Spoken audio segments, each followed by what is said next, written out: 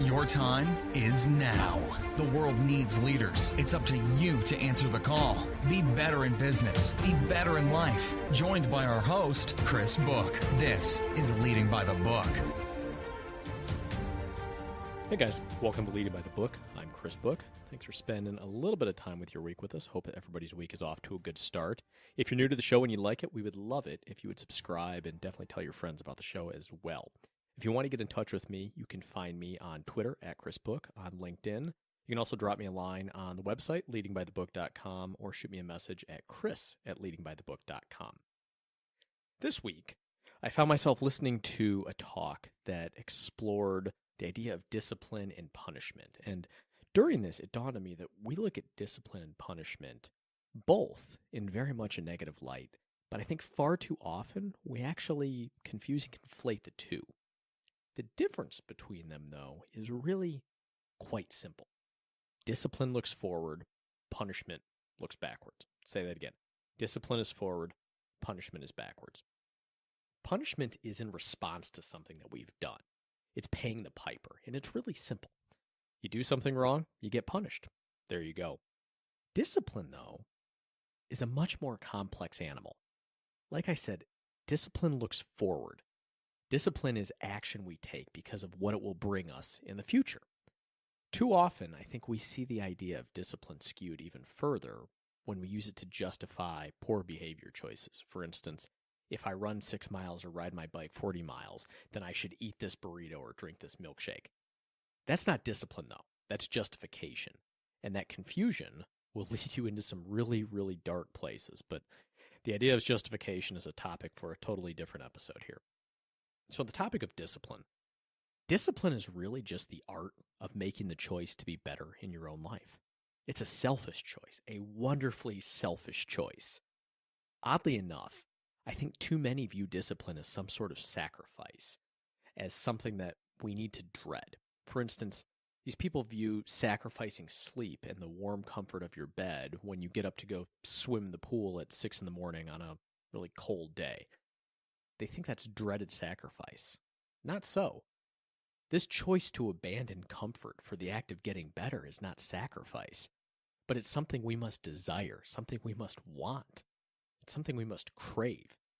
Discipline doesn't deprive our lives. It fills our lives up with what matters most, the art of getting better each day. Discipline will absolutely 100% make your life better. And for some of you that know who Jocko Willink is, you'll definitely recognize this. If you don't know who he is, check him out. But Jocko's cornerstone phrase, his trademark phrase is discipline equals freedom. Truer words have never been spoken. We should want that, not dread it. And here's why. Discipline brings us security. The more disciplined we are in every aspect of our lives, the more secure our lives are. The more financial discipline we have, the less pressure we have on us with bills and living expenses. The more disciplined we are with our diet, the longer and healthier our lives will be. This is all security. It's something humans have biologically ingrained in them to seek. And by the way, don't confuse security here with comfort. Those are totally different things. But this security is something that we all want and we all seek.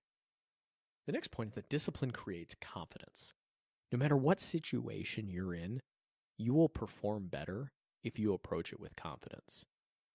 Big test or big presentation at work, studying and rehearsing material beforehand will allow you to approach that event with a truckload full of confidence. Big season coming up in a given sport, getting your body prepared during the off season will put you on more confident footing. Doing the work beforehand is discipline, and that discipline breeds confidence, and that confidence more often than not breeds success. There's a reason that the most appealing trait found in the opposite sex is confidence. Time and time again, we've seen studies that rate this above all other potential factors. Confidence is a precursor to success. It's appealing, and we should all want to get to that point. Third, discipline makes us happy. I think this is where we might lose quite a few of you. Those of you that are stuck in the rut of thinking that discipline means going without or some type of sacrifice will find this one very tough to swallow. For those that practice real discipline, though, taking a disciplined approach to their lives brings infinite happiness. Putting your head on the pillow each night, knowing that you didn't leave anything on the table that day, knowing that you did everything you could to improve yourself and achieve your given goal, is a feeling of happiness that few on this earth can match. But think about it. Why shouldn't it? It's what we're supposed to do. We're not here to waste time. You're here to make the most out of every second. People say, but I want to enjoy my life. The best way to enjoy your life is to discipline yourself to work hard toward an ambitious goal. The funny thing is that the achievement of that goal ultimately isn't going to matter as much as the satisfaction you found in following your disciplined approach. Thinking back, I remember when I raced my first Ironman. I was scared to death, and it seemed like the most daunting goal I could imagine. So I did the only thing I could do. I focused on a disciplined approach to my training. Did I feel like I was missing out on other things in life? Hell no. I was thrilled to be on the track toward success. But what's so interesting to me is that when I look back on that, I rarely think about the satisfaction or relief I felt from finishing that race. What I think about is the long, lonely 100-mile bike ride through the desert. I loved those bike rides, and I even miss them to this day. The disciplined process is what brought me the happiness. It wasn't necessarily the end result. Discipline will not only bring you happiness, but it will do so to the point that it outshines the goal or the result itself. The moment we start choosing comfort over accomplishment is the moment we've lost. When we start choosing time on the couch over a workout. When we choose pizza and cheeseburgers over salad and chicken. When we choose time on Instagram and Facebook over time in a book. When we choose time at the bar over time with our family. When we choose drugs and alcohol over our long-term health and the care of our families. When we choose to be complacent at work over having the hard conversations that improve our company. All of these are choosing comfort, and all comfort is temporary. But discipline and accomplishment are not. They will define you in a way that you should want to be defined. Yes, this is a site show about leadership. So, of course, the reason I'm writing this is because discipline is a vital ingredient in leadership. Discipline sets an example. When the members of your team see you pursuing your goals in a disciplined manner, you set an example that inspires and motivates others.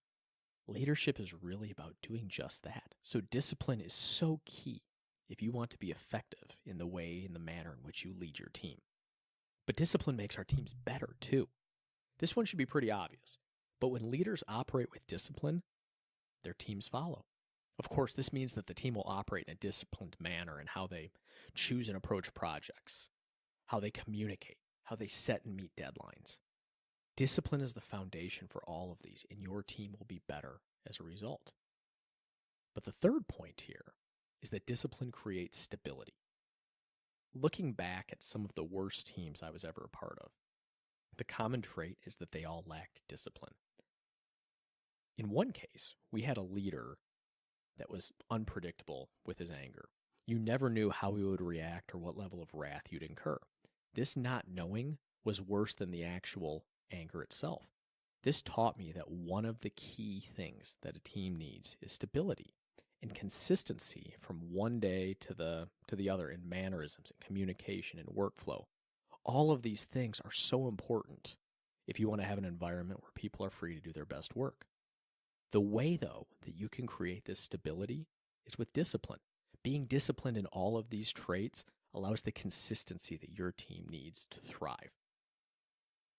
You need discipline. I need discipline.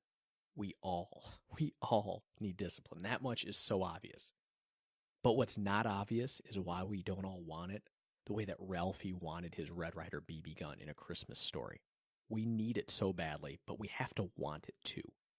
Because it's the one selfish decision that we can't afford not to make in our own favor. So today, my hope for you is that you will all crave discipline, that you will seek discipline, that you will want discipline in your lives. Because the life that you live because of it is the life that you ultimately want. That's all for this week on Leading by the Book. I hope you all have a wonderful week. I'd love to hear what you think about the show. drop me a line, chris@leadingbythebook.com, or on the site, Twitter @ChrisBook, on LinkedIn. Love hearing from you guys. But until next week, go have a great week. We will see you soon.